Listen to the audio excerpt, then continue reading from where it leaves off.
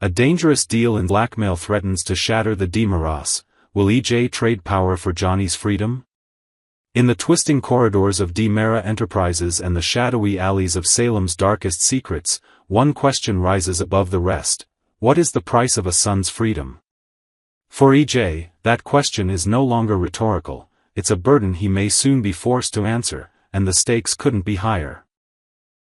At the center of the latest drama unfolding in Days of Our Lives is a single piece of evidence, a memory card.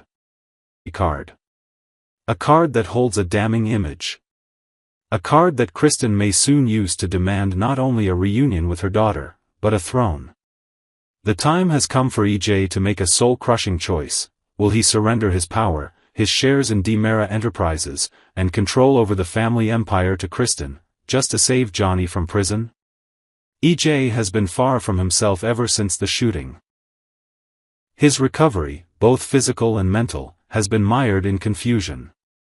His mind plays cruel tricks on him, blurring lines between memory and hallucination. And haunting those dreams is a recurring image, Johnny, standing at the door, gun raised, pain and betrayal flickering in his eyes. Was it real? Was it imagined? EJ doesn't know. But what he does know is that he fears the answer. In a moment of desperation and guilt, EJ took matters into his own hands.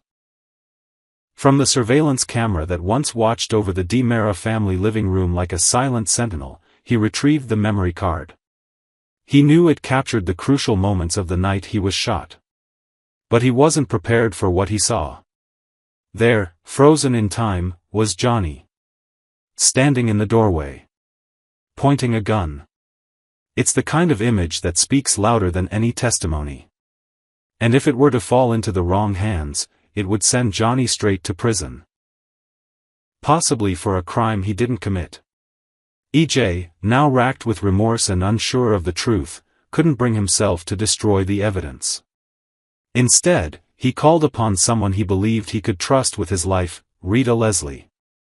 On May 2nd, Rita met with EJ behind closed doors. She didn't flinch when he handed her the tiny card, pulsing with implication. "Hide it," EJ told her. "Where Kristen will never find it." Rita nodded, her voice firm. "You have my word." But Salem has a cruel habit of twisting even the most loyal promises into fatal errors. And Kristen? She's always watching. Always waiting. And she's very, very good at uncovering secrets. Kristen has been circling Rita for weeks like a lion stalking its prey. She wants answers, particularly about her missing daughter, Rachel. But Rita has held strong. Until now. Because Day's spoilers suggest that Kristen may finally get the break she's been pushing for. Perhaps Rita makes a misstep. Perhaps Kristen plays on some old weakness. But soon, she may come into possession of the very thing EJ wanted to keep hidden at all costs, the memory card. And that changes everything. Kristen isn't interested in simple revenge. She wants leverage. She wants her daughter back. And above all, she wants power.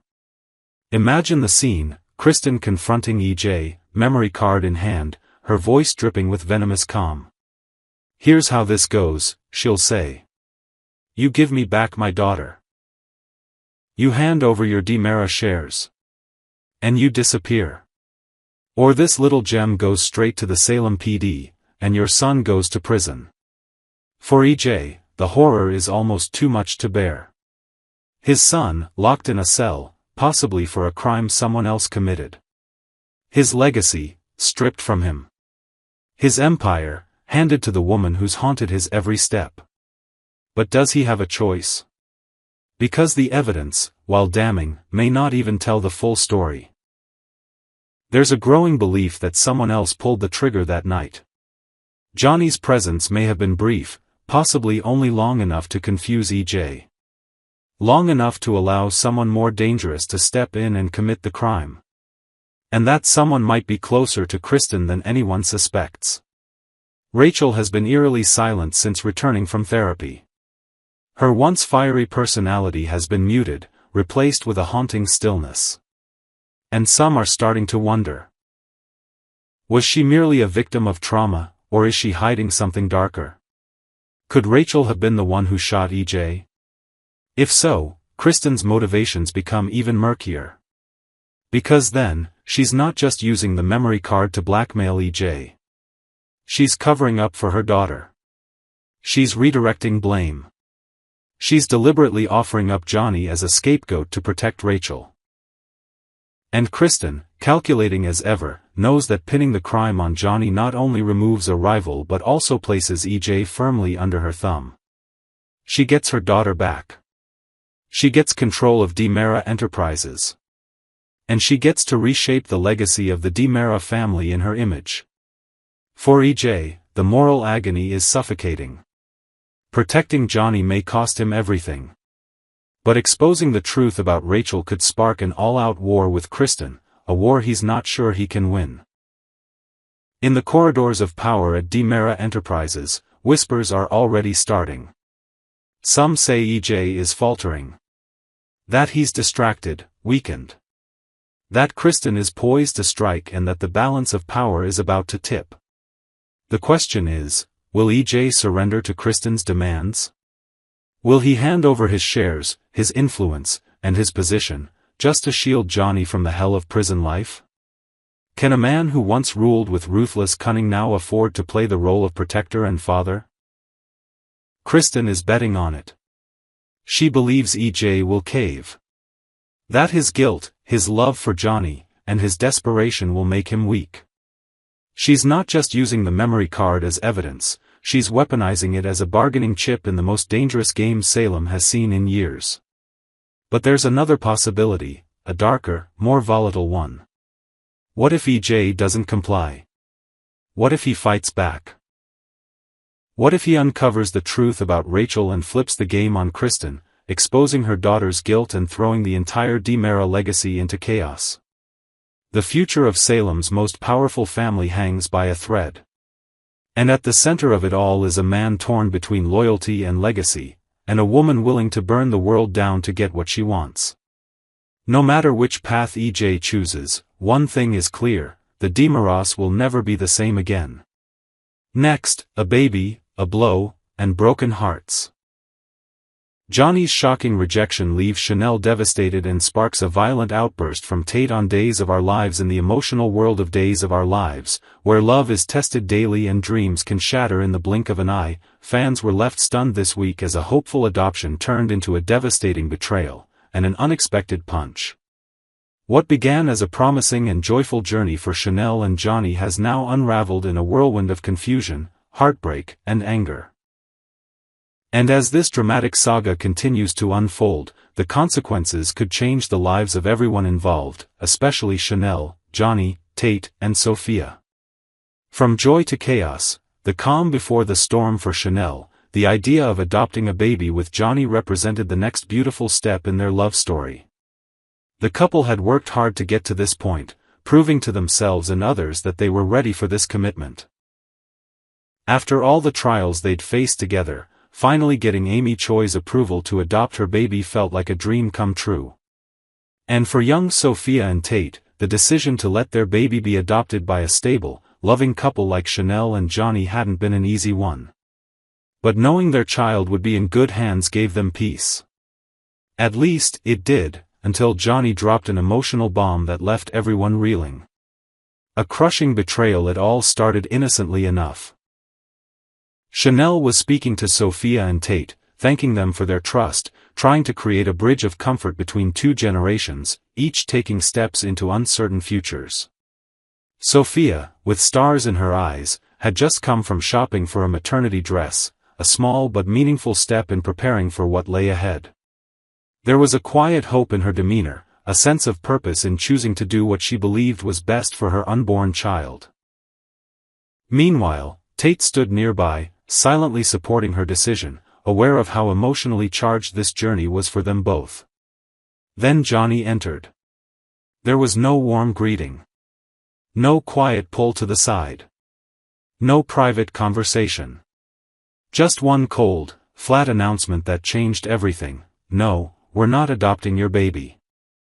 Chanel's heart shattered in real time. The words hit like a thunderclap.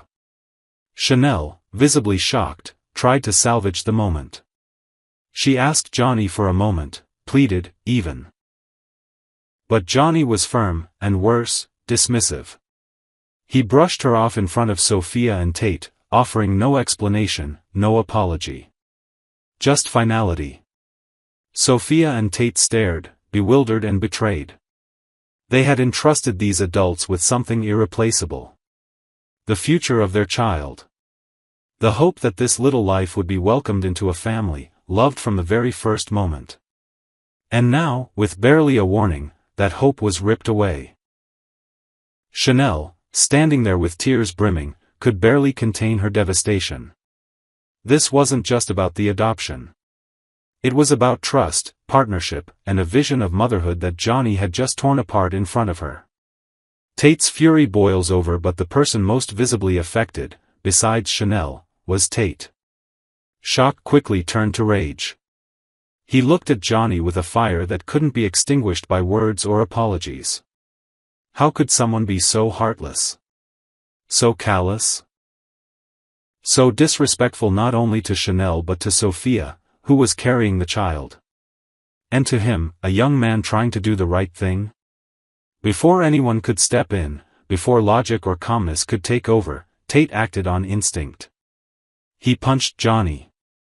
It wasn't just a teenage outburst. It was the culmination of days of stress, fear, and now, betrayal. The punch symbolized more than anger. It was a blow for the unborn baby, for Sophia, and for the future they thought they were giving their child. Johnny staggered, shocked more by the act than the physical pain. The room went silent, thick with unspoken emotions. No one moved. What comes next? In the wake of the chaos, Salem residents are already picking sides. Some believe Johnny was right to change his mind if his heart wasn't in it. After all, adoption is a lifelong commitment that shouldn't be taken lightly. But others are deeply critical of how he handled it. His abruptness. His disregard for Chanel's feelings. His public dismissal of Sophia and Tate's trust. For Chanel, the betrayal may be too much to overcome. How do you forgive the man you love when he breaks your heart in front of others and takes away a future you were building together? And what of Sophia and Tate? Will they now try to keep the baby? Will another couple step in to adopt? Or will this trauma push them down a darker path of mistrust? As for Johnny, Days of Our Lives spoilers suggest he may come to regret his decision. But by then, the damage may already be done. This isn't just a moment of heartbreak. It's a turning point. Relationships will be tested. Loyalties will be questioned. And in a town like Salem, secrets don't stay buried for long. Stay tuned, because what began as a beautiful beginning may be the start of one of Salem's most emotional battles yet.